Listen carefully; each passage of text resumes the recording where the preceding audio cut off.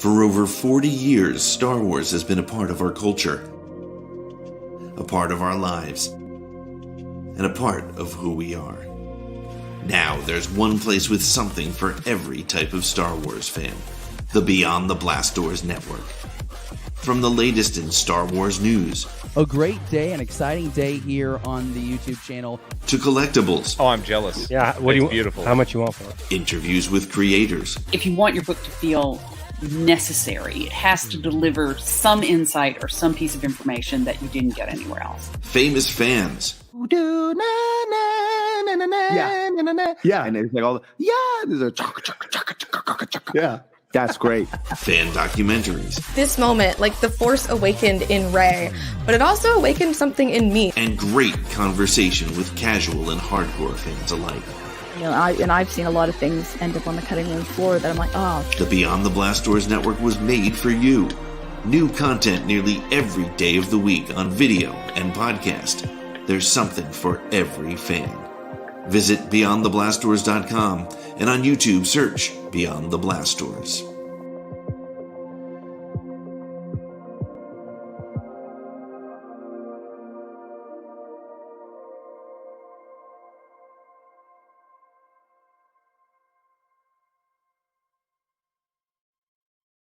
Well, hey. Welcome to Friday Night Happy Hour with Beyond the Blast Doors.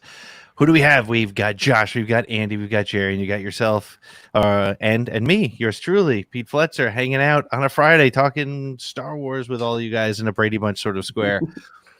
Who do we have? Let me just throw who we have in the chat, and then we'll just have some fun. We got Mr. Rez, we got Gilster, we got Nick. Rez. Nick, what are you drinking, buddy? And we have Matt Harrington and Gilster. I don't know if I said him or not, but I'll say him again. Welcome, everybody who's hanging out with us. And my son is walking in saying hello. Say what's up. Hey, what's up, man?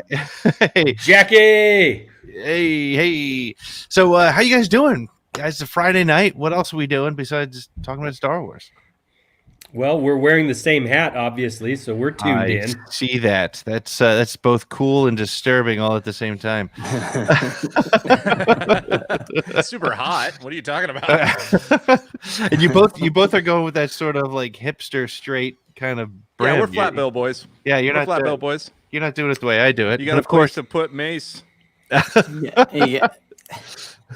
Oh, that was close. Little known fact, that is what those are for. You know, I agree. You know, I was a part of the music scene for a bit in college, and so that's everyone just walking around at shows with drinks balanced on their heads. You know, crazy. Hey, Yeah, we right. have Scarif with us as well. Hey, and Stream Elements. Hey, It says Stream Elements bot running. I don't know what that means. Well, we'll take it. That's awesome. Hey, it's a few. So hey, we welcome all, even the artificial intelligence. yeah. Bring me your tired, your poor, your bots. We're huge in the Ukraine right now. Exactly. I'm gonna Welcome, comrade. if you guys don't mind, hey, I'm going to just throw the StreamYard link up into our chat and see if anybody joins us. There is this is a true example of no agenda other than to just hang out on a Friday night and with the people who love to hang out with us, and we love to hang out with you guys. So I'm going to throw that up there, and if you guys have a webcam and a microphone and a decent internet connection. Closed. And are wearing clothes. Yes. Optional. Oh, all right. Yeah. Easy, Jerry. At least wear a mask. Hey, Okay. At least a mask. That's right. Hey, we got Daniel's Hot Topics. We got Semperfi Danny. This is Danny's fourth podcast of the night, I think. I saw something she tweeted. Wow. She started with the Blue Milk guys down in Australia and has kind of gone across the planet and is now hanging out with us tonight. So what's going on, guys? What's happening in the world of Star Wars we want to talk about? Did any of you guys get your pre-orders in at Walmart this morning? I got none of them in. I did. No, those were amazing though. Did you not get them in, Pete, because you didn't try, or because they kicked you out? Because I totally lost track of the time and the opportunity, so I missed it. Well, I have to thank Andy and Matt from Enid for the Harrington. I think that's what he is up there. Anyway, for the double tap. There was the double tap. So Andy's like, boom, have you done this? And then Matt's like, cool. And he shot us 4 links. And I was like, nice. You know, if the road is paved, you might as well drive it. So there we went. Right. Who am I to not do that? Right. Yeah. Right, I wish somebody had tapped me, but that's all right. Well, you gotta get a mat. Everybody needs a mat. So something interesting happened this morning in regards to the pre-order at Walmart. Patrick Covey and I, or Gannon, is it 136? Anyway, that's his Twitter handle. Yeah. But Patrick and I were going back and forth from like 6:45, because the pre-orders were supposed to go up at 10 Eastern, which would have been 7 our time. Right. So we were messaging back and forth like, oh, the wait's killing me, you know, let's do this, you know. We were all excited to go, and then 7 o'clock came and nothing. And 7:01 came and nothing. I kept refreshing. And I don't think, unless you linked straight to it, which a bunch of people did through Yakface, the Yakface forums site. Yep. Which, shout out to that guy, because he gets all the latest hookups and stuff. But anyway, I kept refreshing, and I was in a place of bad service anyway, and nothing showed up. So after 15 minutes, I figured, shoot, I just didn't get any. Patrick was able to get 3 of the 4 because he was going through the direct link to each figure, and I was just doing the Walmart refresh. Okay.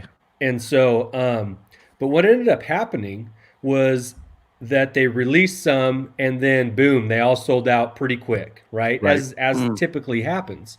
But then they released some more, and then you could pre-order again, and then those went out pretty quick. Oh, really? I want to say they did that like 3, maybe 4 times, where it showed that everything was sold out, and then they released a few more, and you could go back to the Walmart site and pre-order some more, and then everything sold out, and then a few minutes later, or maybe like a half hour later, a few more got released, and then so eventually our buddy Nick, who is in the chat, I didn't know things came back, and Nick messaged me and said, hey, because I put some sort of despairing comment.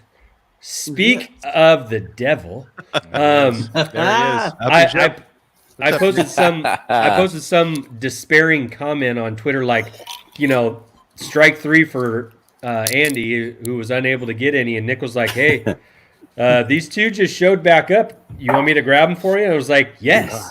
And then a few minutes later, hey, the other 2 just showed back up. You want me to grab those for you too? Yes. And so I will get some via Nicholas when they come through. So that's right. Much love, Nick. Much love. Hey, just out, do my part. Yeah. But that was a weird thing. They released and then sold out, and then they released and then they sold out, and then they released some more, and then I don't know. I had never seen that before, so I liked it. It's like the concert ticket model. Can we just pause and talk about Nick's backdrop and ask him why he doesn't have a podcast? Yeah, well, he does. He does. He just doesn't have a video. I always forget. I don't have a video podcast. There you go. There's too many. That's right. That's beautiful. You clearly need one. Look at that. It feels like a Holo Chronicles. This is gorgeous. Just move your head, Nick. Thank you. To the right. Yeah. Just a little bit. If you could just get out of the scene, Nick. There you go. That's right. Hey, there's a Bespin Cruiser right behind him. That Bespin Cruiser there. Right. I see it. Yeah. Thanks for joining us, Nick. Now move out of the way. You're good. You're good. Hey, you get back. Just here to do my part. It's your best side. It's your best side. All right, so Nick, with all that stuff you got there, what's your favorite thing back there? My favorite is it's the Return of the Jedi Han Solo blaster from '83, I guess. It was one of the ones that I had as a kid, and I lost it somewhere along the way. And when I started collecting, it was kind of the first thing that I went back after and kind of got my collecting bug going. And so it's kind of been, it's not the most fancy or expensive or crazy thing I have, but it's the most sentimental probably, because I had it for years as a kid. And I remember somehow it ended up in a box at my grandparents' house, and I I feel like I had visitation rights. I only got to play with it if we went to my grandparents' house.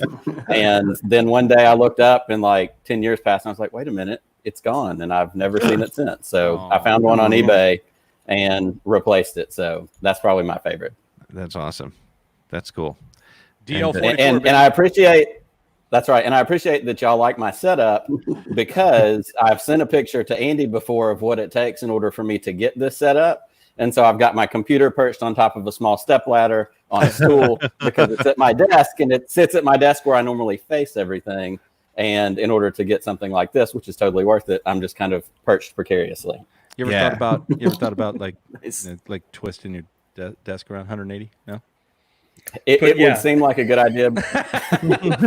There's so many other factors, Josh, that go into the complicated nature of this. I hear you.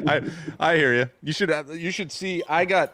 Well, you can't. That's why I wear dark shirts, right? Because the effort I had to go through to get in, and I got Fletzer 5 minutes, 4 minutes, and I'm like running around. Like, camera's not set. Oh, Jesus! That was the Amalotti countdown. I need to keep him on track when we're doing a show on a Friday night. That was intense for me. There's a pool of sweat below this hat that will just come gushing out if I take it off. So that's funny. Totally understand. Well, I've been trying to figure out the right way to set up my studio area because I face, some of you have seen pictures on Twitter of how I got it all set up, so I'm facing all my good stuff, much like I think Nick is. And right now behind this black curtain we just painted both the kids' rooms for some reason, and we called COVID. Yeah, I guess so. Yeah, right. What do you want to do this week? I don't know, take everything out of their rooms and put it in my office. That would be awesome. But so it's just a black curtain of mystery, and right now it's a shit show behind me. So but yeah, that's what we got. It's a little like how they used to, like, Johnny Carson, I'm too young for this reference and stuff, but like he had the curtain behind him at, like, back in the day, like it's where the comedians come through, right? That's right. If you get on the couch, then you've made it. Right. That's when I'm just gonna be waiting for Jim Gaffigan to walk, Andy, were you trying to find the gap in the curtain? I was trying to find them. Yeah, like I said with Scotty this past week, I said I have this curtain because we're actually, all the Beyond the Blast Doors guys are actually in a bunker in New Orleans, and we all we're all together. We just set up the backgrounds a little bit differently. So sometimes if you move that curtain behind Pete, you'll see one of us going to the bathroom. Yeah. You're right. I'm set up for acoustics. I'm in the restroom. That way I get. Oh, there's some acoustics. That's why I don't broadcast live on Taco Tuesday. All right, that did not take long to get to that thing. There. All right, I want to go back to a comment. Can I go back, Pete? Okay. Yes, please do. We had Scarif, I don't know, I'm sure it's Ro, but whoever. Which one? He was like, I don't pre-order. I like to be out in the wild. I just want to talk about that. That sounds like that. Go up to it. That's exciting, but if you live where I live, that's impossible. I got it on screen right now. It says I would. No, I didn't. I love the adventure of hunting in the wild. No pre-orders for me. Now, I don't disagree or fully agree with that because I don't mind hunting in the wild either. However, here it is. You just heard Andy's adventure. That seemed like a really wild adventure. He had to keep refreshing and refreshing. You get to press a button. Sounds like buying celebration tickets over and over. It was crazy. His finger was tired. So no, I don't disagree with that comment, but that is a preference. I think that is a preference for some people on how they acquire things. I guess I'm not too sensitive to it. I will say when I was walking through a Walmart the other day, because that's what we do now during COVID, right? You stay home for 6 days, then the 7th day you're like, I got to get the hell out of the house. You put a mask on and you come up with some excuse to buy nails, or you put a mask on and you go to the epicenter. Right? Yeah. Well, I mean, hey, if you're gonna go out, just go all in. Right. But I saw a Baby Yoda in the wild, so I picked it up, and I have one, but I was like, $24 on the shelf at Walmart. I got to get it. Yeah. So it's there is something about when you find the stuff in the wild. Now let me say this: when I find the stuff on my porch, and open it up, that's just as surprising to me, because these pre-orders catch me off guard. I was just complaining to Andy. Who's ever ordered? Raise your hand if you've ever ordered anything from the Bradford Exchange. No. Was that the wait? Were they the ones that did the? No, I'm thinking the Franklin Mint coins and stuff.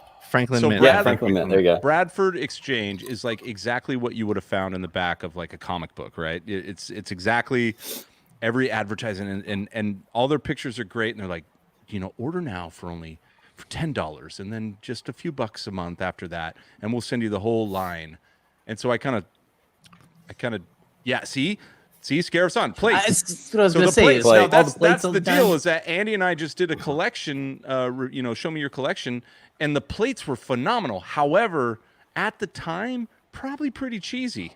Like, I don't want the plates. Those are Grandma wants the plates, and she doesn't like Star Wars. So but then we just saw a collection. We're like, oh man, I wish I had those plates. So perfect, Jerry. That's exactly right. Well, I did this Bradford Exchange where they send you these little dioramas, like they send the Tatooine Cantina and the Hoth base and I think a Dagobah set, and then I'm like, okay, that's enough.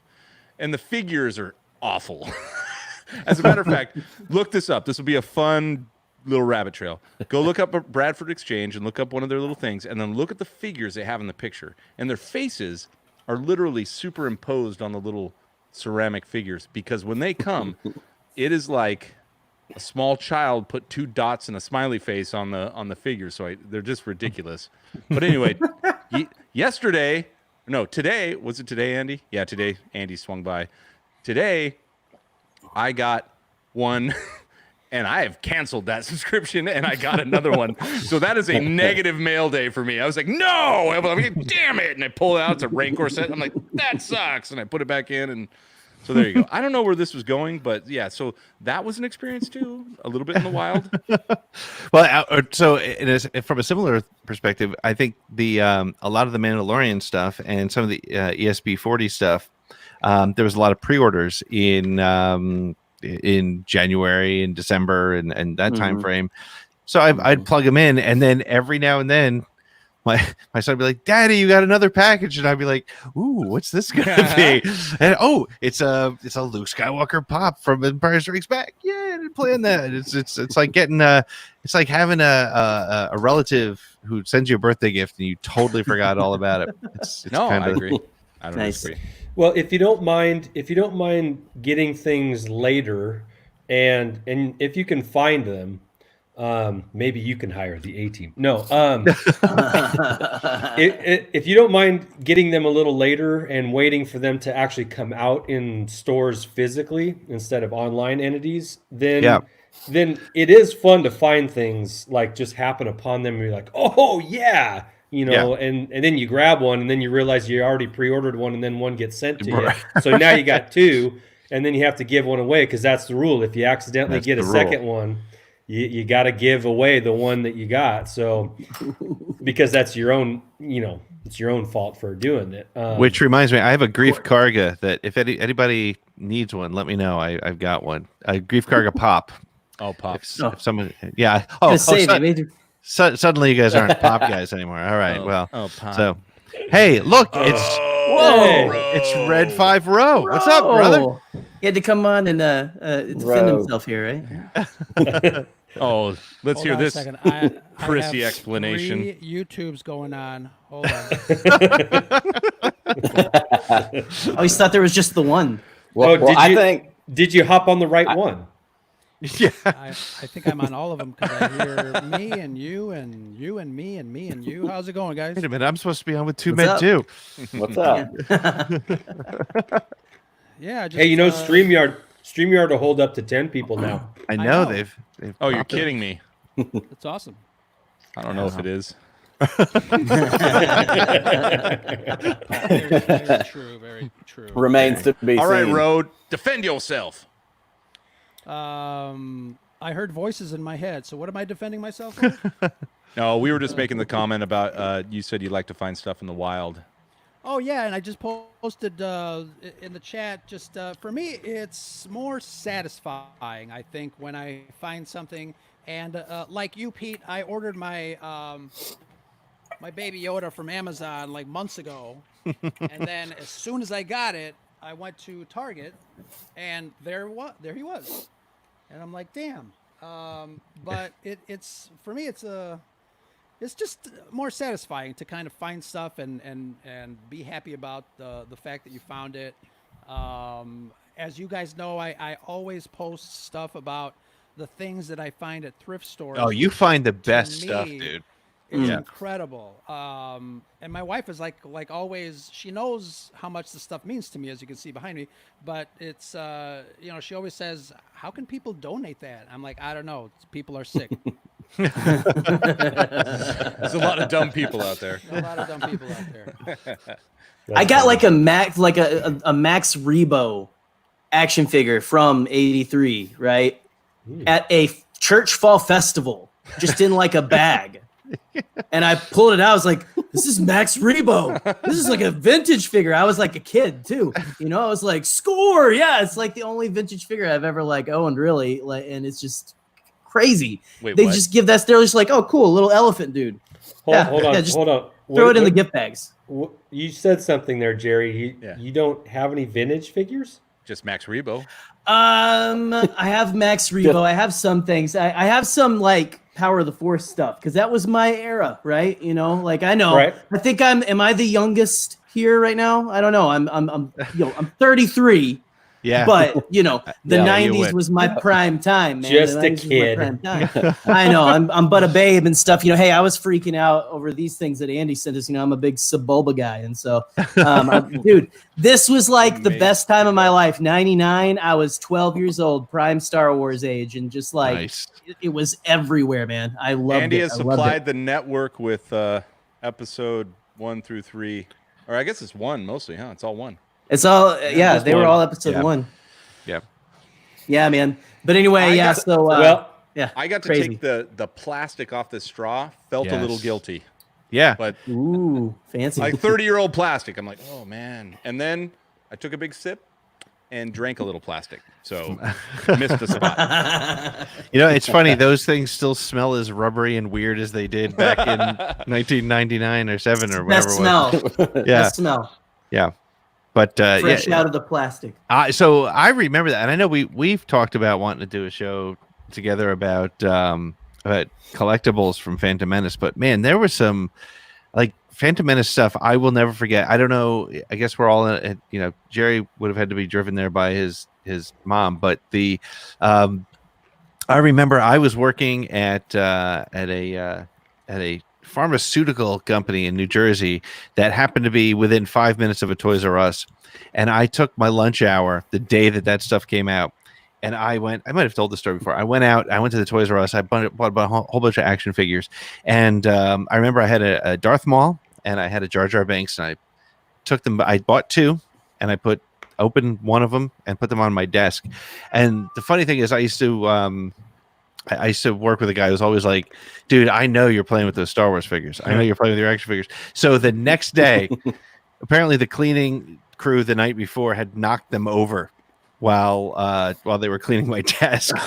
So the next morning, I'm like, oh, I got to put these guys back together. So I put them back up, and the guy walks in, and I'm holding Jar Jar, and I'm holding Darth Maul, and I'm putting the little lightsaber. He's like, I knew you played with those. Yeah. Every now and then you got to pick one up and go pew pew, right? I mean, exactly. All of us do that. Come on, Exactly. That's crazy. My parents, I lucked out. Oh, go ahead, Ro. I'm sorry. Oh, I'm sorry. No, I was real fast. Getting back to your cleaning story.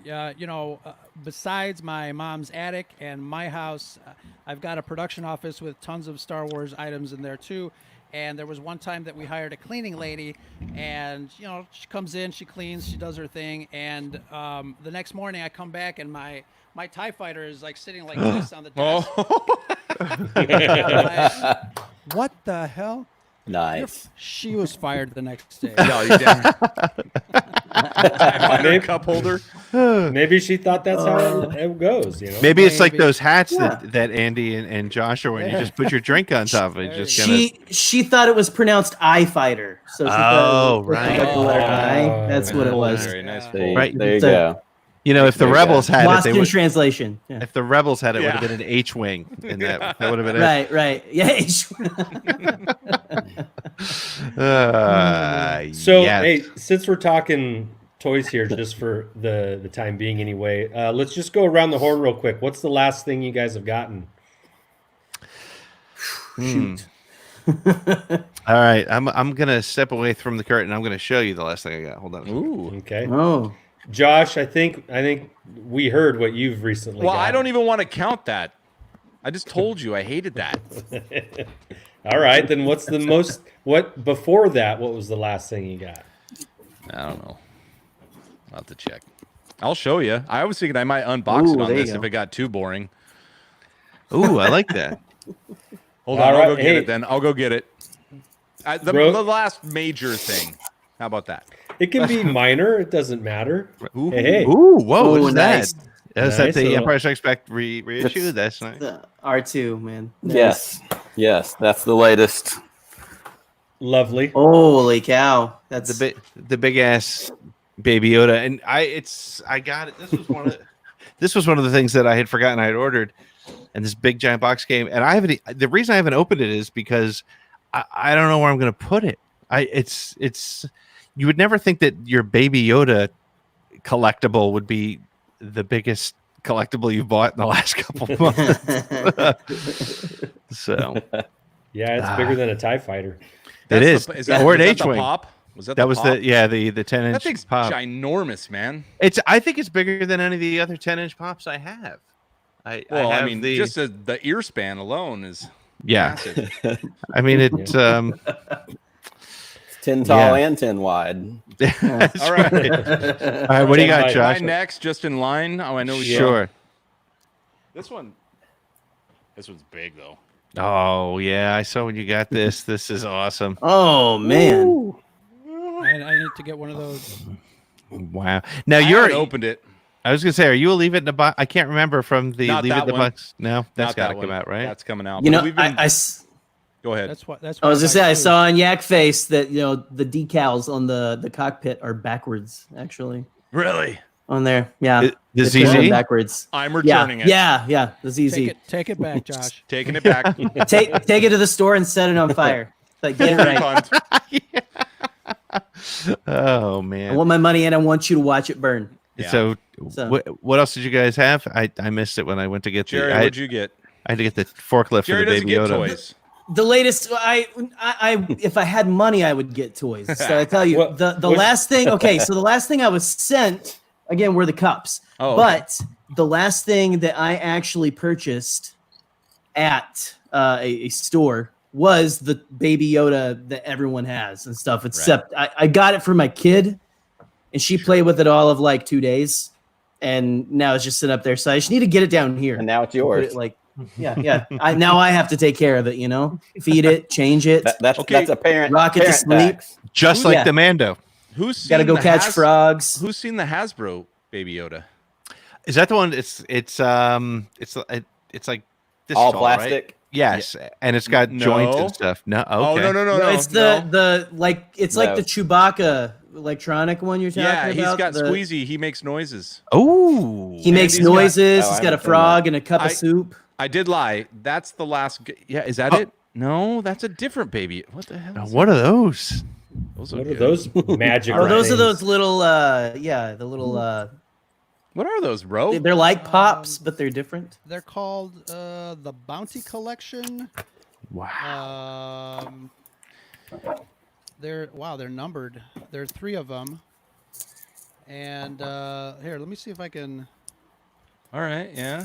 Oh, look, he's doing the hand thing. Doing the hand thing, little hand thing. And there's 3 of them. So this guy's doing the little hand thing. Yeah. And then I got two of the hand things. See, now I did not expect to need to get something after this show. God dang it. Oh man, sleepy baby. Oh sleepy man. Sleepy baby. Who's making those? Let's I think see. Roe's doing it in his basement. Yeah. Those are 3D printer self-portraits, going selfies. hardcore, man. Yeah. I mean, they've got the same labeling that the child does, the big one. Well, it's gonna be licensed, but is there? Yeah. Let's see. EAC. Yeah, that's weird. No, it says Hasbro. Hasbro. Okay. Hasbro. Hasbro. I should have billed this as join 6 middle-aged white men talking about a baby action figure. It would get a lot more hits, I will tell you that. I'd show you this one, but it's so small. Oh, you got the Black Series one, yes. Yeah. That was like this big, right? It's the smallest. I was not prepared for how small that was going to be because I pre-ordered it. It came and the box showed up, and I really kind of thought like I was being pranked. There was some sort of I was not at all prepared for the tiny scale of that. I am so glad I saw everybody posting their pictures of it because I opted not to get it as a result. I saw somebody's thumb next to the box, and I realized how small it was. Yeah, yeah. No, it's to scale to 6-inch, but I would say this: just go get the Baby Yoda pop as the compensator. Sure. Here in the Northwest, we have a lot of jacked up trucks with giant tires and wheels, and we call those the compensators. So go grab a big old pop. We have those in the South too. Oh my gosh. My wife loves them. She's like, oh my gosh. Well, we'll keep it PG. Never mind. We also have. I don't know if you guys have this, but this may be a really Alabama kind of thing to have. But we have a lot of people with their trucks with the compensators, and they also have the metal testicles that hang from the back of the truck. I was gonna say they got the big, real hanging testes hanging off the back. Yeah. Because good on the close-up. There's nothing I want to see. Yeah, nothing I want to see more at a stoplight than a couple of just zoomed into Jerry. Yeah, it was like that was like I'm trying to think. That was like an Evil Dead zoom or something. Yeah, it really was. Second. No, dude, like. There's nothing I love more than being behind one of those giant trucks with their huge, like Flowmaster or whatever, like blowing out all the steam and stuff with the big cojones right in my face because it's so high. I like following him into the parking lot and then watching the guy driving it base jump out of the truck. Yeah, he's inevitably 5 feet tall. He's right. Like, whoa, bam. He's like, hey man, why are you following me? Yeah, that's all right. Anyway, I own one of those trucks. I should hang. I've got a little Chevy HHR hatchback. I should hang some of those from the back. They'd be like dragging the ground. but slightly smaller. Sparks. You should just put really tiny ones on there and be like, no compensating here. Yeah, just these are the scale. Yeah. Hang them off your Prius. Yeah. Oh man. I think I need another beer. Yeah. No, but you guys on my last one. Semper Fi calls them truck nuts. Yeah, that's what they're called. So apparently they have them in Canada. That's accurate. Speaking of finding things in the wild, whenever we had our Force Friday last year, I was in Nashville. With my wife was at a conference or whatever, and I drove her and her friend down, and they were staying at the big Opryland Hotel, which has a ginormous mall. And so I had a Force Friday. I had a Force Friday, dude. There were 2 of these. I actually went to a Target down the road to find that, and I did my due diligence. I asked Scotty, "Do you want me to get you one?"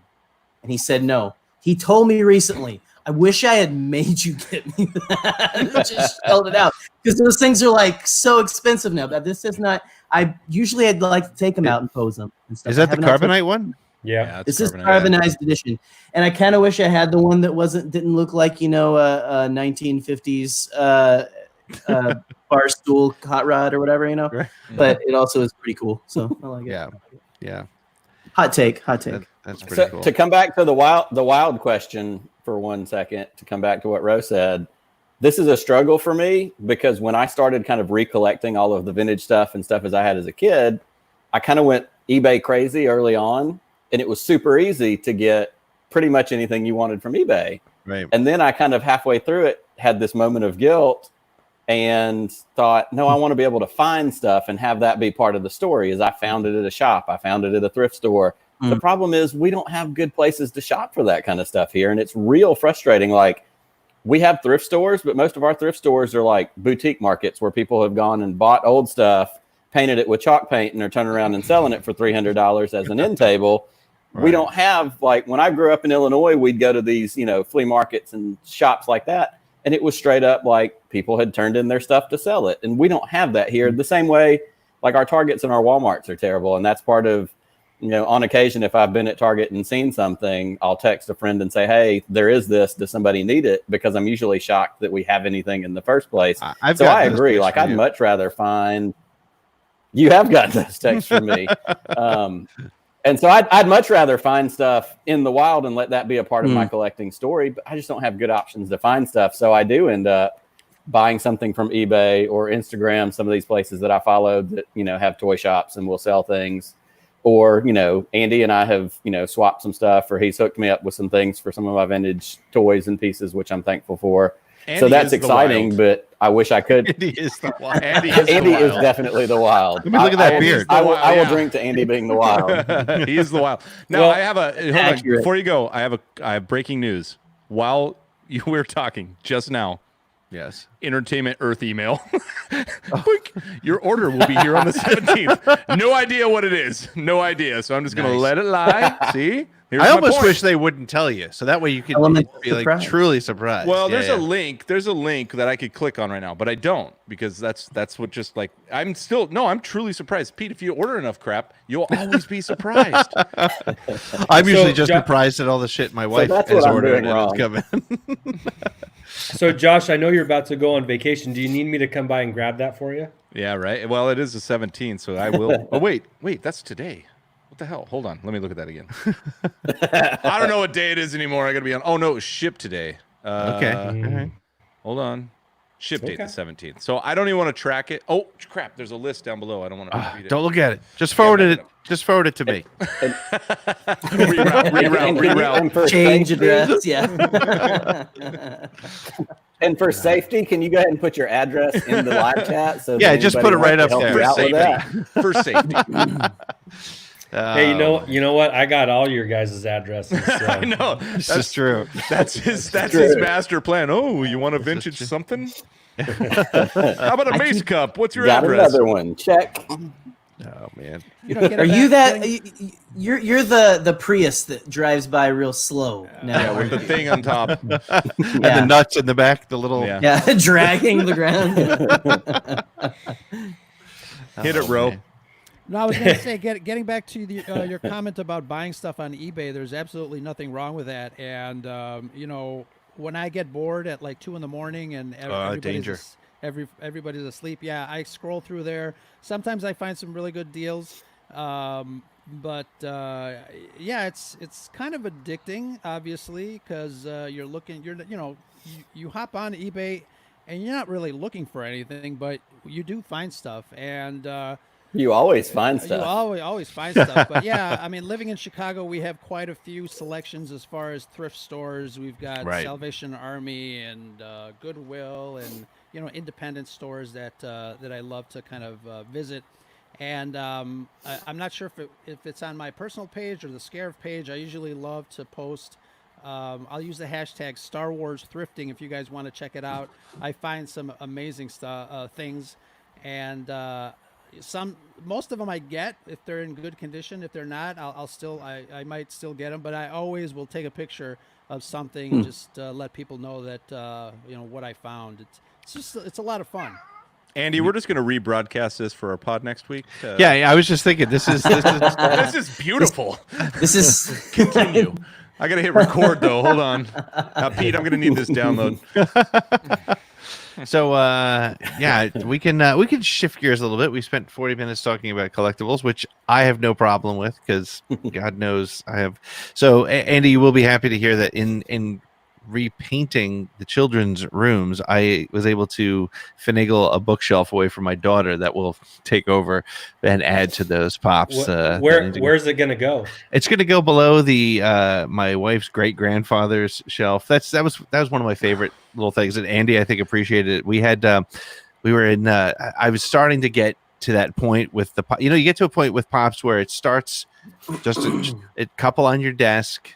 And then it explodes to like now you have some in boxes in the corner, and then you just have too many. And I wanted to put them up, and I my wife had a shelf that her great grandfather had, a grandfather or great grandfather, either way, it was very old antique shelf that he had built. And I was like, you know what? Can I put that in my office? She's like, oh, that would be great. It's, my great grandfather built it. So I started populating it with, 75 pops. And so, but so we're both happy because her grandfather's woodwork is on display. Did you say populating? I guess I did. Yes, I did. Yes, I did. Your feng shui is populating that shelf. Feng shui. Nice. Hashtag feng shui. Feng shui. That's the thing. So let's take Gannon's question and let's switch topics just a little bit. Gannon says, what's the next upcoming book or audiobook or comic you all are looking forward to next? I'll let whoever wants to pick that one up, go ahead and run with it. I have a couple things, but go ahead. You gonna listen to any on your road trip, Josh? Well, I have family in tow. It depends on how long. I'm currently not listening to a Star Wars book right now, so I'm actually here to listen to some suggestions because I don't mind catching up either. I'm caught up on most of the current books, so I don't know. Is there anything coming out for you guys? I haven't really paid attention lately. The only thing I know that's coming out soon that I care at all about is the new Thrawn book, which is coming out in September, I believe. I think they pushed it up to September. Oh, yeah, Ascendancy. Yeah, that one. Yeah, man, I'll read anything with Thrawn right now, especially Andy. Timothy Zahn. Especially because Zahn is writing it. Yeah, see, Andy is the guy that brings the names out because I don't remember names for some reason. But anyway, and I don't read. I books. shook the guy's hand. I can't remember his name, but I'll read anything Zahn, and not by read, I mean listen, because of Thompson, man. Oh my gosh. Yeah. Amazing. Gerald, what are you reading?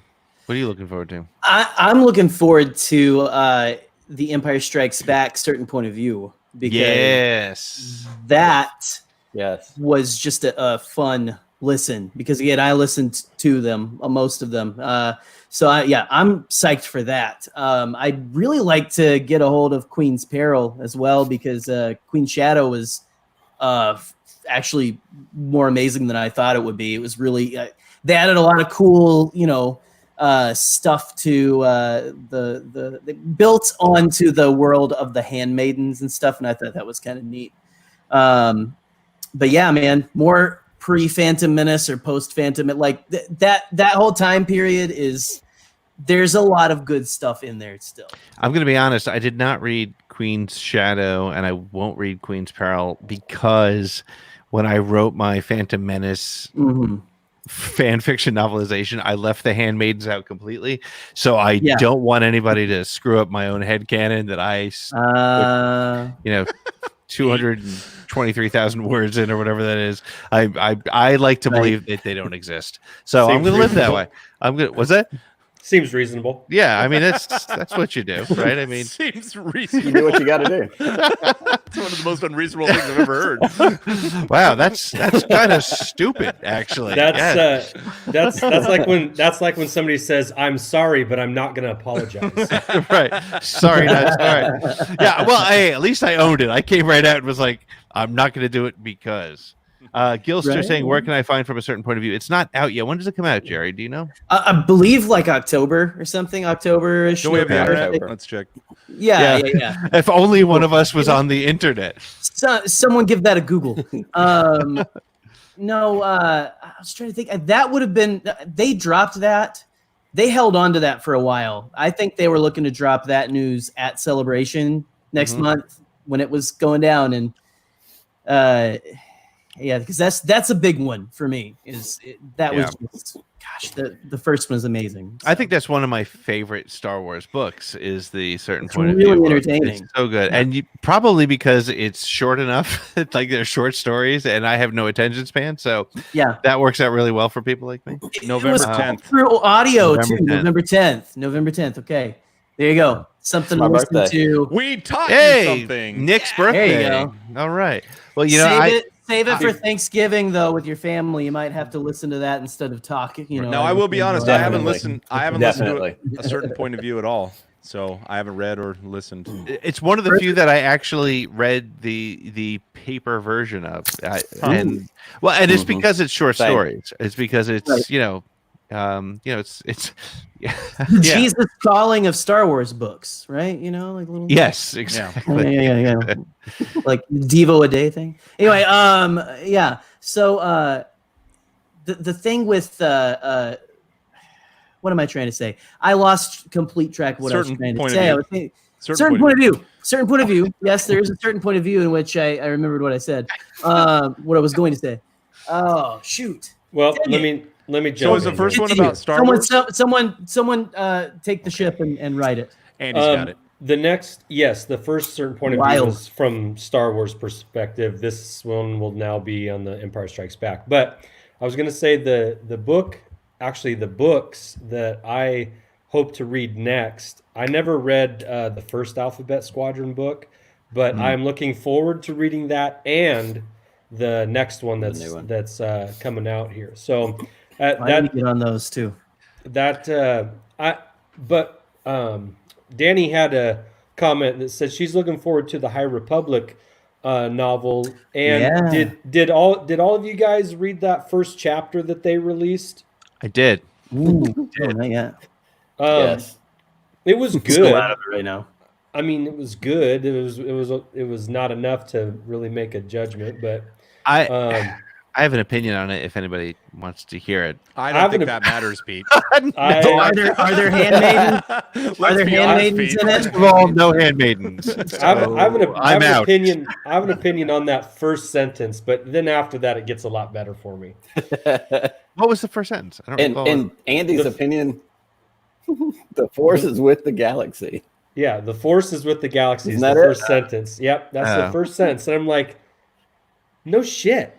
Right. Like it always has been. Like what kind of a statement's that? Like they might have been talking about and I just want it known because of yours and my conversation about that one line. I have quoted that to you at least twice in our last 2 podcast episodes just for you. Yes, you have. But yeah, it's like I'm gonna give it its fair shot. I'm not gonna judge the whole thing based on the first sentence. You don't mind an anchor statement that may be obvious? I mean, that's okay, right? What's another line? Speak. What's another line from the air was breathable? Well, come on. I'm gonna. I love to play counterpoint with Andy because then his juices get flowing, and I don't have to think at all. That's the secret sauce for Holly Chronicles. Stupid, Andy, and then boom, here comes a whole dissertation, a mantra. You are. Yeah. I know you are, but what am I? But I think my challenge with that, for those of you that read it, I felt it was, no offense to Charles Soule, it was very Star Trek-y. They talked a lot about the first mate and the ship and flying it, and it felt. So here's the thing: like a Thrawn book. Well played, Mr. Cannon Chunky. Sorry, I like it. But here's the thing. Here was the problem that I had with a lot of the EU stuff that came out in the 90s that has now since been thankfully tossed out, and that just pissed off any of the 5 people watching us at this moment. But I felt jump in, guys. Jump in. I felt like a lot of the EU stuff felt like pure science fiction versus the fantasy and the sort of adventure stories that Star Wars truly is. And when Star Wars gets hung up on the sci-fi, that's not for me. I don't love sci-fi. I'll enjoy an occasional Star Trek, but I can't jump all the way in. I like whatever that sort of magic is about Star Wars. It's not. I love that there's spaceships in it, but I'm not a spaceship guy. It's not a technology thing for me. You don't care how they work. Yeah, just put it in there. Just do it, and that's explosions in cool. Space. Totally right. Plausible. Yeah, Screw physics. He's not a well actually, guys. Right, exactly. Anytime I see somebody like, well, the chance of that propulsion actually working in that atmosphere, no, I don't actually care. actually there is gravity in space. It's just there's really no small. reason for X-wings to have wings. Let's be honest. Can an X-wing have drag in the void of space? Can they? Right. How did they drop bombs in the last that one Jedi? pisses me off. Yeah. I had a million explanations like right as they said that. I'm like, obviously it's just magnetic or they're propelled by something. Shut up. You know what? Because I'm not that person. I watched the movie and I was like, that bomber. Hey, that's cool. Yeah. That's all she would have to do is kick the first one. It would push all the rest down. Right. Done. Momentum pushes them all down. Yeah. Yeah. So and that's I'm sure that the rest of the book isn't like that. But if that was the first chapter in the book, I might have put it or I might put it down. Now that I've read it, maybe I'll be able to start at chapter 2 in the next one. But Charles Soule, I look, I haven't gotten him on my show. And so be easy. Well, this may seal it. I did not like his Kylo Ren comic at all. I did not like the Kylo Ren comic. Josh loved it. Or wait, you read the Vader one, right? No, I didn't read the Kylo. No, you read the Vader one though, right? No, I read some of the Vader, and the Vader ones. I mean, let's be honest. There was a time when comics meant a lot more to me than they do now. As far as I think I was a little more creative in my brain, so the images stuck a little better for me, especially graphic novels, which Vader Immortal or whatever. Immortal. Yeah, is cool, but I kind of savor them. I like read one every few months. Yeah. And I don't dive through all of them because they really don't hit home. And sometimes I go through and just look at the pictures like a kid, because that's really the story. 80% of a comic book story is the images. Well, and that's what I wondered about the Kylo comic when I read it, and I'd love to get everybody else's opinion on it. But to me, the writing was just like the dialogue was really hard to read, and the imagery was really bizarre. And I'm not a comic guy, so I don't know that I have the. I remember seeing people being upset that they ruined Adam Driver's face in a few panels. I remember seeing that around a lot and stuff. It could be ruined. I think Adam Driver's face could stand being a little ruined, but yeah. Give some room for the rest of us, man. Come on. That's an interesting comment because I'm not a big book reader per se. I was a comic book collector back in the day as well. Some of the Star Wars comic books today, for me, I think we're kind of on the same page, Pete, regarding the writing. And I think, I think writers tend to fall back on the familiar, and there's a lot of fan service when it comes to the writing of the Star Wars comic books. I mean, how many more times can a character unrelated to anything that we've known before say, "You can dispense with the pleasantries, Commander"? Right. I mean, I'll open up a random page and some guy is saying that. It's like, that's a callback from Return of the Jedi. I don't want to hear that anymore. Right. I want. We all get it. Exactly. Somebody has also posted. Is anybody else reading Bounty Hunter? And I am. The only thing is that I bought a couple of the issues, and I know I got to go back to get. I think they're only on 3. I think they're on number 3. Yeah. Yeah. So like right now the distributors are having their issues with delivery and all that stuff, and it's kind of slow on the go. But that's a good one. But what's the other comic book that was?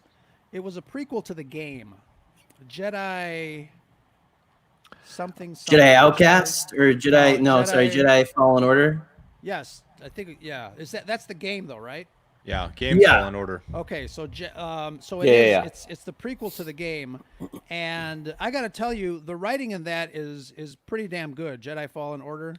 Yes, it's a good game. It's a mini series, but I'm talking about the comic book. The comic book is pretty good too. If anybody is interested in picking that up, I will say I liked it a lot.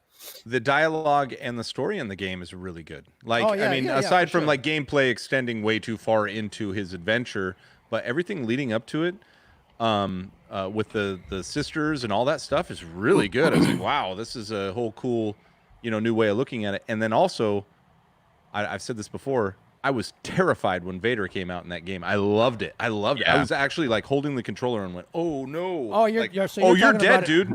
Yeah, the game itself. Vader Immortal. No, the game itself. Spoiler alert! Spoiler alert! If you want to play the game, there's a part where you confront Vader, and it is like I didn't see it coming, which I loved. Yeah, it's like running from like Michael Myers, or like the Tyrannosaurus Rex. You're really. He's just behind you, you know, and you're just running, and you're just surviving and blocking this barely and getting knocked down. It was so cool. It was very Rogue One-ish on Vader's tirade through chasing you, you know, and what he was doing behind you. But man, and then also the conversations between, because you can go through that game and talk to. Sorry to talk about the game so much, but that I agree. This is good writing. You can go through the game, talk to each of the side characters and get their backstories and stuff, and I just this is cool. This is a part of Star Wars I would explore. If they made a movie about what's his name, Andy, about nope, it's not Andy. No, Andy gives me his name. Oh, Karen Cal Kestis. Cal Kestis. If they had a series about Cal, I'd watch it in a heartbeat, and they wouldn't have to draw back, with the exception that they brought Vader in. If they just went off on the sister, it's close enough to Star Wars to me that I'm like, yeah, that's good Star Wars right and there. You know, this is, I think that's a phenomenal example to me personally about where Star Wars is, because when I was excited that there was going to be a new video game that I could dig into and I could jump into and I could play. I've never bitched about any of the Star Wars games, even Battlefront 1, Battlefront 2. They have their issues, but they're a lot of fun, right? Give me a Star Wars game. Here's my $60. If I like it, great. If I don't, I'm still going to play it probably. But when I first saw Cal, and I saw that actor who plays Cal, who was, I guess, the Joker, I think in Gotham. I was like, that's really weird. I'm not that into it. And when the game started, I was like, it's one of the, I don't finish a lot of games. That one, I stayed up late and I ran my way through that. That was, but it's an example of what we're seeing, I think, in Star Wars. I mean, you have Mandalorian, which I thought was a cool concept, but I didn't know what to expect. And of course, I'm all in. Obi-Wan, I'm like, yeah, that'll be an interesting show, but I know I'll be all in. Yeah. Timeout. Andy's calling the timeout, throwing a flag. Question. What do you guys think about the rumor of Hayden Christensen being in the Kenobi series? I think Gilster brought that up a little bit ago, but what do you think about that? They're saying that it's probably most likely flashbacks. Well, it has to be flashbacks because he's Vader at this point. But what do you guys think about bringing Hayden Christensen back? I posted that question when I heard the rumor, and I asked the question. Really, I'm trying to figure out, because you're right, it probably has to be a flashback. But even as a flashback, how are they going to connect the story to I guess to need a flashback? Like, what do they need to talk about that is related to, being exiled on Tatooine and watching Skywalker and et cetera, et cetera? Like, how are they going to make that connection to be able to have this flashback? So that, if obviously it feels forced. True, yeah. No pun intended. No pun intended. But I mean, obviously, if they're creative enough to be able to do that, then that would be great, and it would be a really wonderful surprise to kind of see Hayden back in the suit, if he's going to be in the suit or not. But it's I don't know how they're going to pull it off, or I don't know how they're going to set that stage to get these two characters back. What if they're just putting him in the suit, which I think is okay, because who cares who's in the suit, right? And then if you can draw a little more, genuine or whatever authenticity into Vader's suit being occupied by Hayden, fine. And what if it's just the parallel stories of, Kenobi?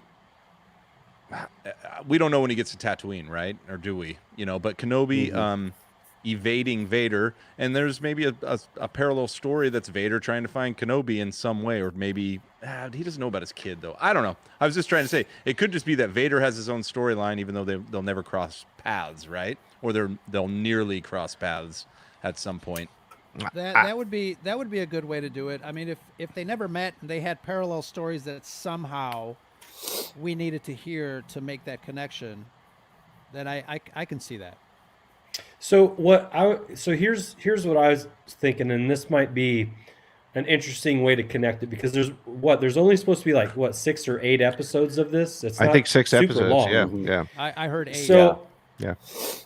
So when last Obi-Wan leaves Anakin, he just cut his arm and legs off, and he's torched, and he's just laying on the bank of that lava river, and maybe for all he knew, Anakin dies. And so maybe at some point he realizes that Vader is Anakin, and that's how he knows later on to tell Luke from a certain point of view, So I don't know. That's just a guess, but maybe he thought Anakin had died originally, and then later found out that Anakin was now Vader. He had lived, just like Ahsoka found out later that Vader was Anakin. Well, I think one of the things that makes it really confusing to me is the age, right? So Ewan McGregor coming in to play Obi-Wan makes total sense at his current age. And so the natural reaction is that Hayden Christensen's going to be Vader in a flashback, right? That's what everybody's first thought is. But I don't know if you've seen Hayden Christensen lately. He doesn't look like he did 20 years ago. So it would be interesting to see, unless it's going to be all de-aged and all that stuff, which just is a possibility as well. Or maybe it's just a voice. I mean, we don't know. And look, this kind of goes right exactly with what we were talking about with the video game, and Mandalorian and everything. I think I have officially kind of given up on trying to figure out what we're going to see, because I'm always amazed by it, right? And if Dave Filoni is involved in it, somebody made a great point on Twitter the other day, when people were complaining about Bad Batch, and somebody said, has Filoni really ever made a series though that is what it's called, right? And Mandalorian should have been, as far as we were all concerned, Mandalorian should have been just a bounty hunter looking for his next job. Instead, it's this Force related, junior Jedi potential. So and I'm going to add Gannon to the stream. He just popped in. How you doing? You there? Hey guys, how's it going? Hey, thanks for joining us. But I just thought I'd throw that out, that position out there. I'm kind of pumped for the Bad Batch cartoon series. That to me is interesting. Yep. And I'm sure Filoni's got his finger on it. So. Oh, absolutely. Weren't they like one of his brainchild things? For that, isn't he? What's that? What, Nick? Nick? Is he executive producing that? I think he is. He's actively involved, right? Yeah. Yeah. So, yeah. He's now the Lucas showing up on set. Right. Cowboy hat on and pointing at things, and a bandana around his neck, or now over his face, probably. Faster and more intense. Yeah, you do faster and more intense. I'll admit, and again, I'm the canon junkie. I'm the dude who likes Jedi Rocks and Zhao Yaoza and all that stuff. And I was a little, okay, all right, Bad Batch. I mean, I'll watch it, whatever. Until I found out the premise, right, being the end, like being after Order 66 and beyond. Yes. Well, do we know? Very interesting. Do we know if it takes place pre what we saw in Clone Wars or post what we saw? I believe it's post. It's after Echo. Is Echo with them? Yeah. Okay. I believe so. Yeah. Yeah. So then we're gonna see them all turn to Death Troopers and kill Jedi. Maybe are their chips defective? They're the Bad Batch. They were, they're the Bad Batch. Anomalous. They're bad. Patrick, what do you have on start with? Patrick, you made a comment. What are your thoughts on what we're going to see with that? It's already been confirmed they're going to be becoming bounty hunters. What? Oh, all right. Yeah, they're going to be bounty hunters for hire. Ooh. So they're going to be the A-team. They're going to be the A-team. They already are. It's the Star Wars A-team. I just finished Clone Wars literally last week. I pounded it out, and I was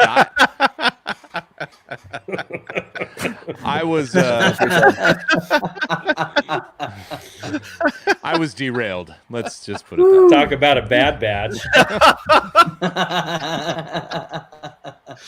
Next question. You know what I really want to know though is are they going to have like a ship that is like the A-Team's van? And the question we all want to know, will it have truck nuts hanging off the back?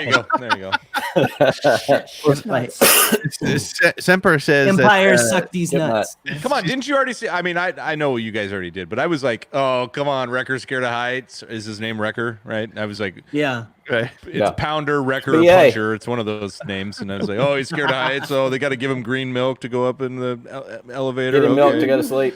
Yeah. Yeah. Well, she's Semper saying that they're milking Clone Wars for every drop from the teat. We're keeping that whole theme going here. In the meantime, what I really want is more stuff from between Revenge of the Sith and A New Hope, and I think that's from what I understand, that's where this takes place. This is after Clone Wars, so we're in the early Empire stages of the galaxy. So that could be really, really cool. Yeah. I think you're also going to have the transition from clones to stormtroopers. Yeah. Mm-hmm. That was one thing I thought was missing from Solo. I would have loved to have seen sort of a modified stormtrooper somewhere between clone trooper and stormtrooper, but that's my stormtrooper nerdiness. Yeah, like Commander Cody teaching the new group of stormtroopers, something like that. Yeah. Yeah. Sure. Have you guys seen the meme that someone made? It was like the cast for Bad Batch announced, and it's just like 5 pictures of Bradley Baker. That was pretty brilliant. I was like, okay, good one. Yeah, D. Bradley. He was like, "You want to do a whole series of the Bad Batch? I'm in." And then he was like, I'm in. Yeah, I'm in. So does he get this is what I'm curious, and it'd be a question for a guy like Mark Thompson, but like, does he get paid by the hour or by the character? Or a Tamora asked tomorrow. Does he get paid for every CGI version of him? Yeah. So because if D. Bradley Baker is doing the voices for 5 of the main characters, that's 5 checks. Yeah, it is it 5 checks, or does he?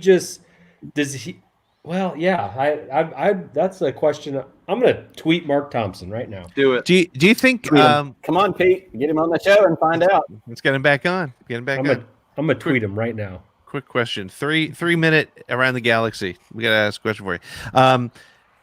But does he do the voices of all the Bad Batch? Does he do like the big guy, and he does them all, right? Every clone, yeah. But how did Big Guy get so big? I mean, he ate well. He's like taller too, so it's not like he was just lifting weights. Well, that's that chip. They got the chip out. That's the deal. That's how Bad Batch is going to go by. Hey, Andy, do you want to pound any harder? Space. He really is texting. He's on the space juice. I believe so. He's juicing. But so he lost his eye. Bad Batch is one of those things where it goes. It seems to be a theme.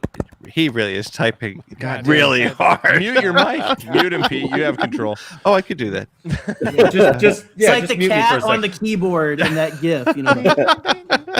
I'm gonna find out whether I like it or not. But Bad Batch is one of those things that Doogie House are empty. That's it. That's the one. Semperfi win. Semperfi for the win. But the is he done? I can't tell if I could unmute him. Just if he's still looking down, give us thumbs up when you're done. He'll raise his hand again. Don't worry. Josh, that's right. Was he call the on one him? that He's was a school tapping teacher. on the He's used to table that. when we did our episode together? Yes, and that was crazy. And I text him. I'm like, nervous leg, dude, nervous leg. He's like, and then thank you. He's like, I kept on hearing. It's like, it's all right. It's all right. He's got a lot of energy. Hey, there's Gannon. Hey, Gannon's here. Hey, he's muted, just so you know. There you go. Hey.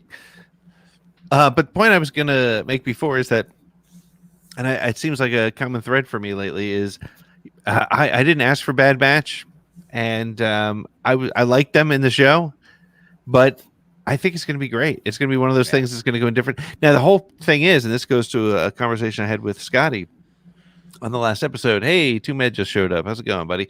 What's up? What did I mean? All right, let's start over. Jerry, tell him about the truck nuts. Okay, all right. This is the septic tank. No. That's tomorrow night. Yeah. But Bad Batch was not necessarily something I would have asked for. But as I was saying with Scotty the other, he's still typing. As I was saying with Scotty the other day, Resistance didn't have the Force in it, and Resistance never fully grabbed me the way I wanted it to. Had a bit of the Force in it. Just a little bit. Which part are you talking about? There were like the Force sensitive kids, right? They were sort of the kids who who got thrown down with the slugs. They're like, go down. And then Kylo Ren used it as well. They were turtle people, Josh. They were I forgot. Hey, you see a slug? The Chelidai, because I'm a nerd. Teenage Mutant Ninja Turtles. Yeah. I love. It's funny. Resistance gets a lot of crap. It's obviously geared towards a really young audience. Yep. I watched it with my son. I enjoyed it. I stripped away a lot of the kiddie stuff and the slapstick humor with what's his name, the green Nicktoon character. Oh yeah, yeah, you guys know what I'm talking about. Miku. Miku. Yeah. It's old man I brain. got it. But there was some interesting stuff there, especially when the story kind of ran concurrent with The Force Awakens and events that were happening there. Yeah, I thought that was interesting. Yep. Yeah,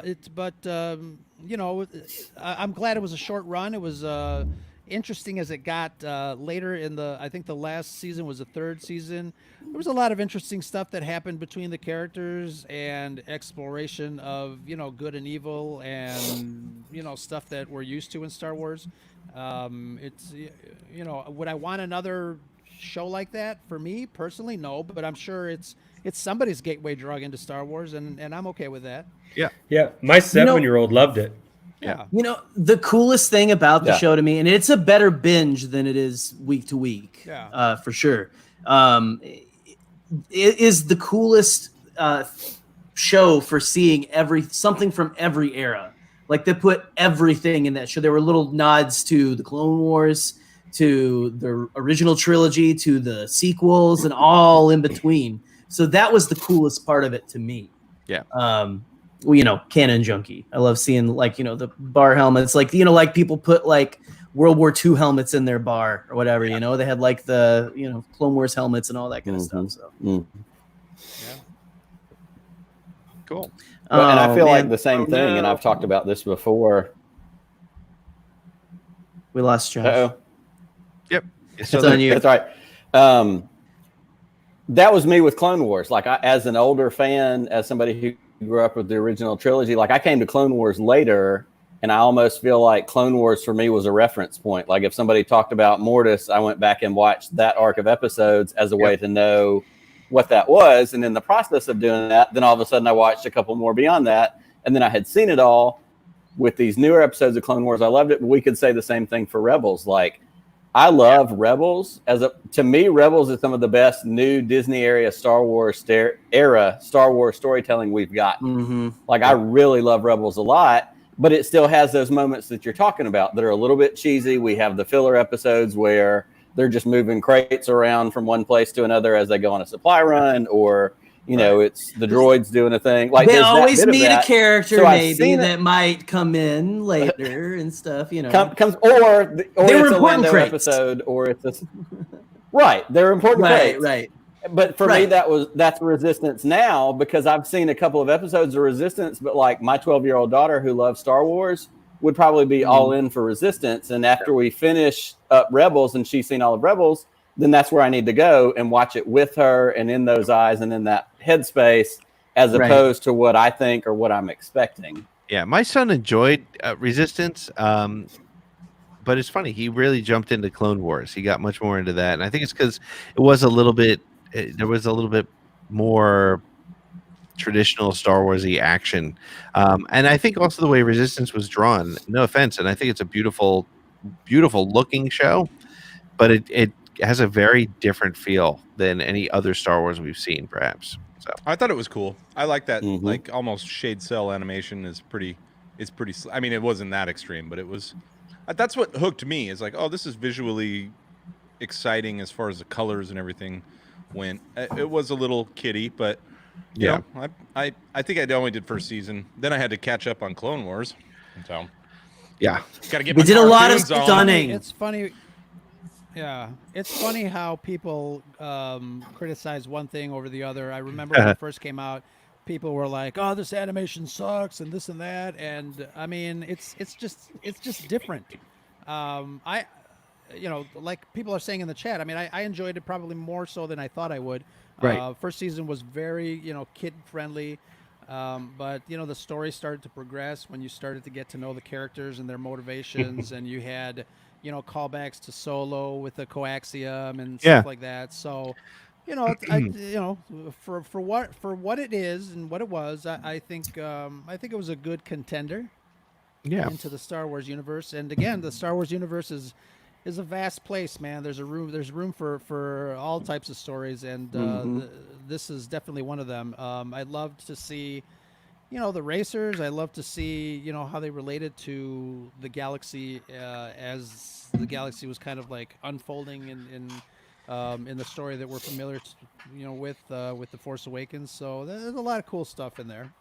Yeah, it was like our first view on screen, right, of that in between era. It was literally right before Force Awakens, but like the relative peace that the galaxy was at and stuff. Exactly. So and there was also the slice of life of the galaxy. And it was very surprising to kind of see some of the characters that we knew. I mean, obviously you saw Poe Dameron and BB-8 and Leia. Every time we saw Leia, it's like, oh, what's she gonna do? What's gonna happen? What what are her actions going to come?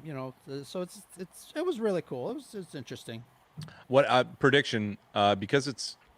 Do you think they'll reboot it? I guess I'll ask a question first. You think they'll bring it back? All right. So prediction. Nope. Toys from Resistance are going to be in about 20 years.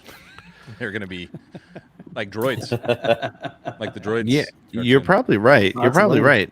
Yeah, I think, and it's interesting because if you think about who's in the series from a voice perspective, you had Donald Faison, you had there you go, all the big there. Look at that, Christopher Sean. You had you had the guy from the Allstate commercials. There you go. Was he in there? Which you had Ricardo Montalban. Safe driver, safe 40%. Two of my favorite comedians, Jim Rash and Bobby Moynihan. Oh, Bobby, right there as well. Right. Bobby Moynihan was the little the little I always forget the name of the aliens. The little bat, like in. I know. Well, as you know, a great canon junkie, right? The little bat creature that reaches for the drink in A New Hope and stuff. It was the ones that ran the shop and stuff. Right. Wait, that's the same. That's the same race as the bat creature in. Yeah. It's supposed to be. He's a chubbier one. A Minoc? No. No, that's a Minoc is the thing that sucks on the glass. When they're in Mos Eisley. Yeah. Get your Rural Farm Boy had my back. I always forget. Samsonite. I was way Chandra fan. Way off. Chandra fan. Way off. Wow. Holy cow. So anyway, collector tip. Go buy Resistance toys right now. You're probably going to. If you can find them, man. They're probably in Five Below near you. Did they make any Resistance pops? That's exactly where they are. I think so. Did they make any Resistance vehicles? No. They only made that line of figures? They hold on. Just figures. They did make one Resistance fighter plane in Lego. That's right. It was the Fireball. The TIE fighter.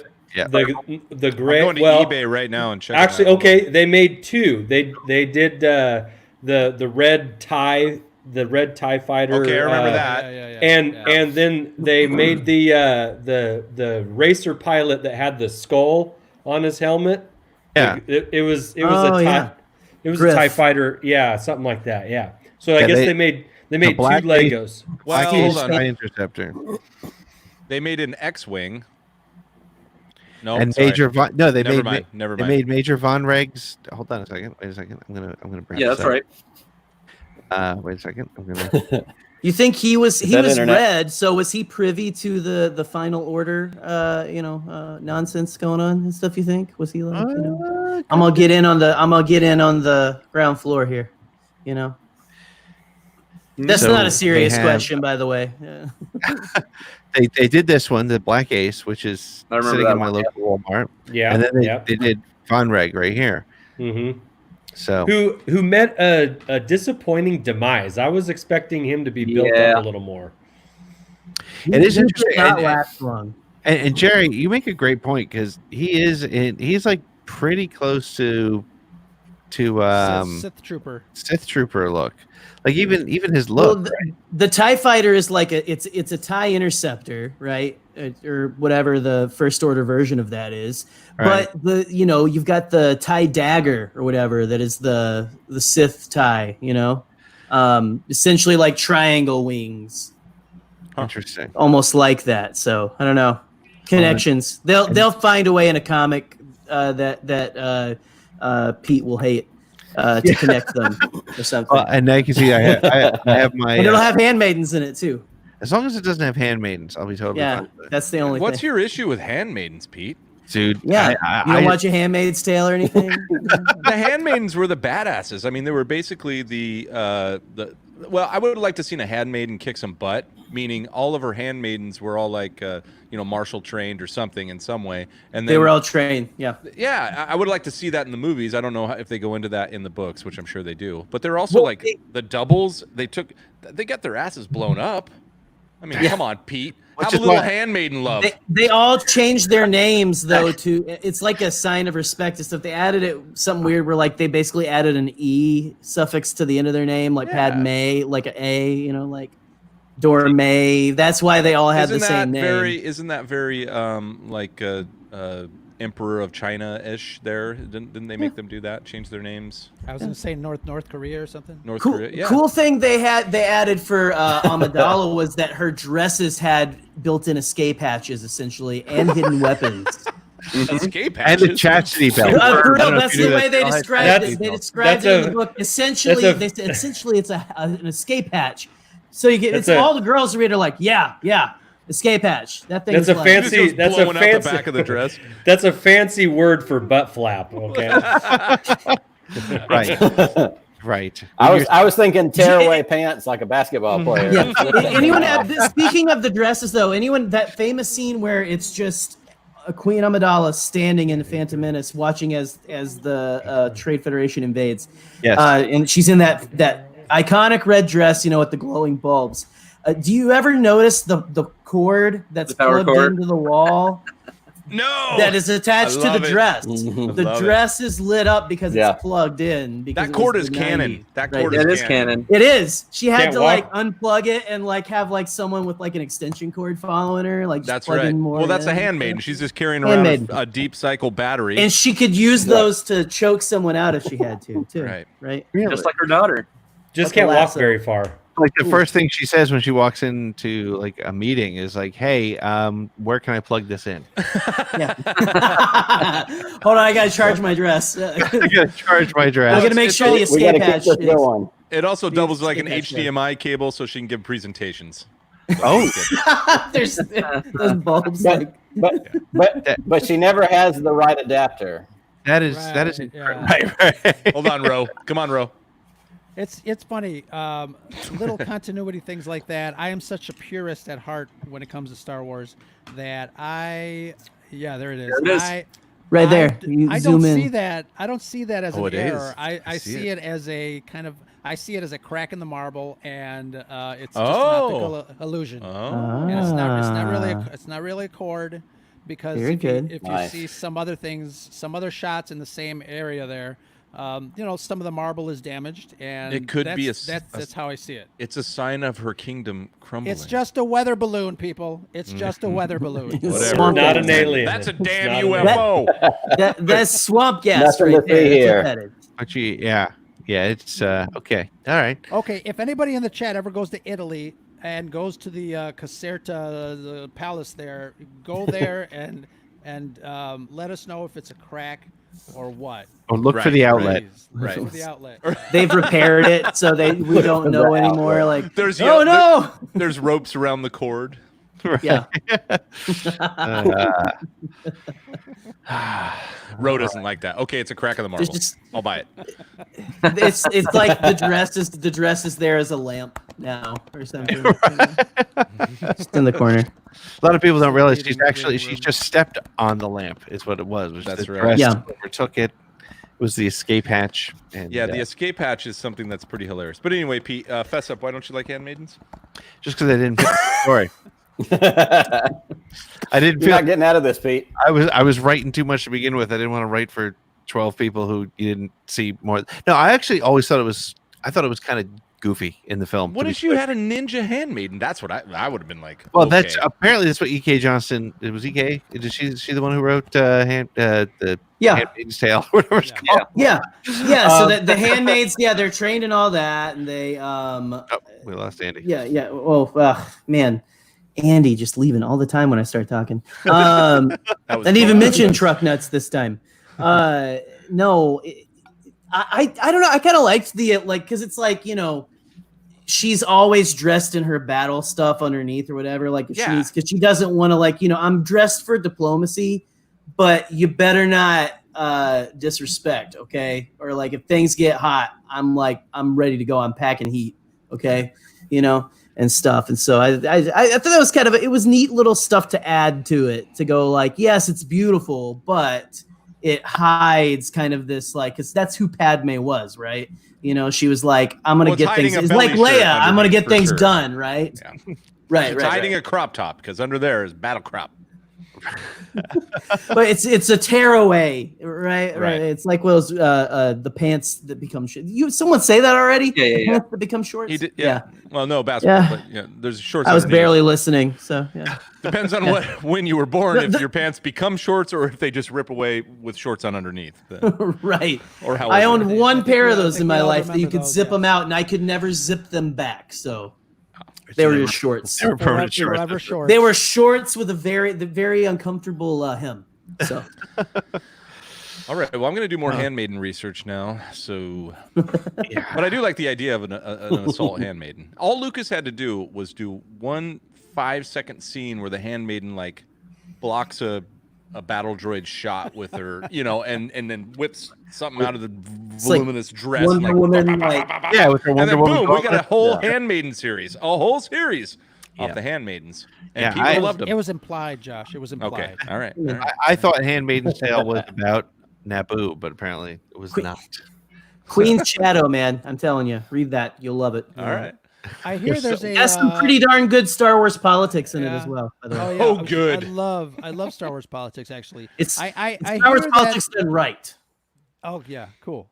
I heard there's a gratuitous graphic sex scene in those. What?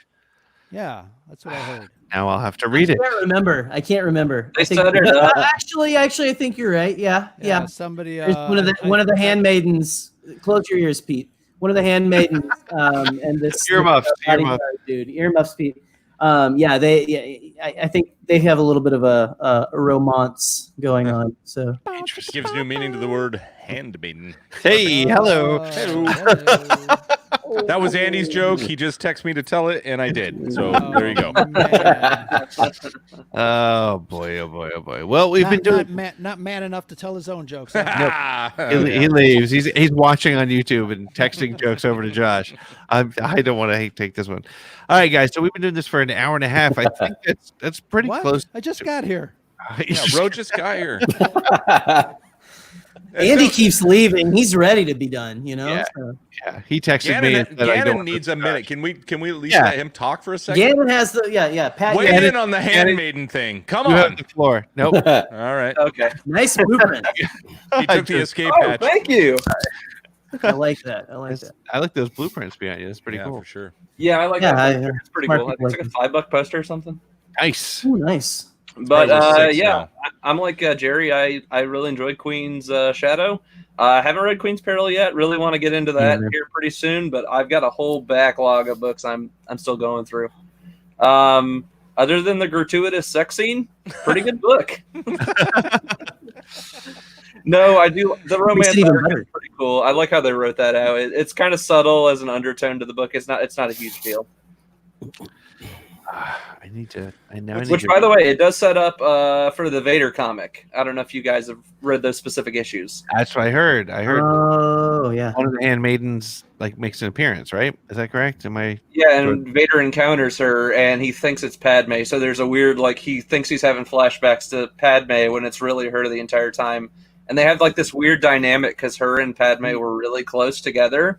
So she's almost giving off vibes that she is Padme a little bit. Wait, is the gratuitous sex scene with Padme? Because if it is, I'm gonna get that book tonight. No, it's a handmaiden. Okay. You do get now if you like important people meeting. Yeah. I tried to get out 2 minutes ago, and this is what happens. Pete has become a pumpkin. Yeah. He waited until after midnight. Now, so someone fed him. The gremlin is out. Right. If you want to see, this is I guess a bit of a spoiler, but it's she joins the Senate. It's all her story about how she joins the Senate after becoming queen, and has the meeting and beginning of the friendship of her and what's his name, Bell Organa, which is Jimmy Smits. I always love me some Jimmy Smits. Okay, as much Jimmy Smits in Star Wars as we can get, or in Clone Wars. Yeah, and then there's also what's his name from Clone Wars, dude who Anakin's jealous of. Really? Yeah. If you want to see a ransom, that's Leia. Dang. It's the dude who's old man brain. Takes control of the banks. Yeah, was raised by Munes. Rush Clovis. Yes, very very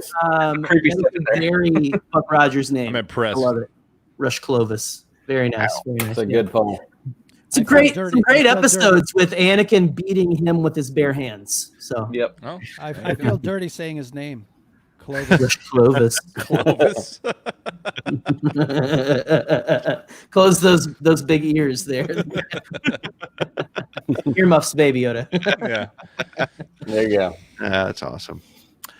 Well, gentlemen, thank you for joining us on 6 middle-aged white men with hats on. Hold on. That's what I wanted to do. I'm Mexican.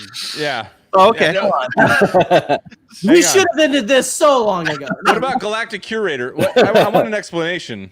Wait. There's a rhyme here. What beat are we going to? This one? I'm dressed for diplomacy, but you better not mess with me. Hey, there you go. Little this is sounding very white. Keep it going. Disney Plus. Here's an idea for just different content.